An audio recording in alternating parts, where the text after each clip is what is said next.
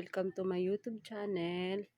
Ayan, ipapakita ko pa sa inyo ngayon ang pagluluto ko ng pampano na paksiw siya guys, na parang paadobo. Kasi nilagyan ko toyo pero paksiw talaga to guys. Kasi gusto ng anak ko na lagyan ng toyo. Tsaka pag konti na po yung sabaw niya, ay nilalagyan ko ng mantika konti. Ayan na po siya. Ayan, kumukulo na po ang aking paksiw na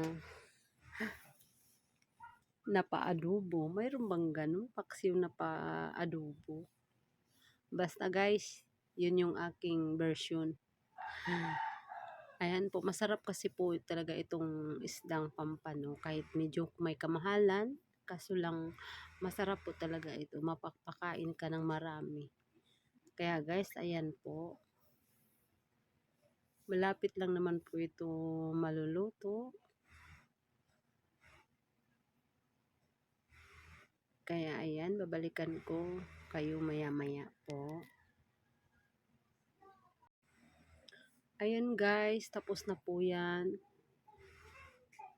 Madali lang naman po kasi maluluto yan.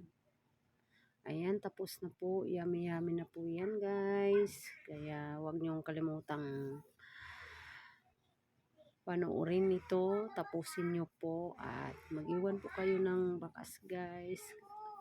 Tapusin niyo po guys kasi para madagdagan po ang aking views.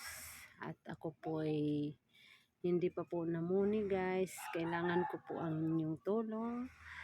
Kaya po maraming salamat sa inyo guys, sa lahat. Ayan, bye.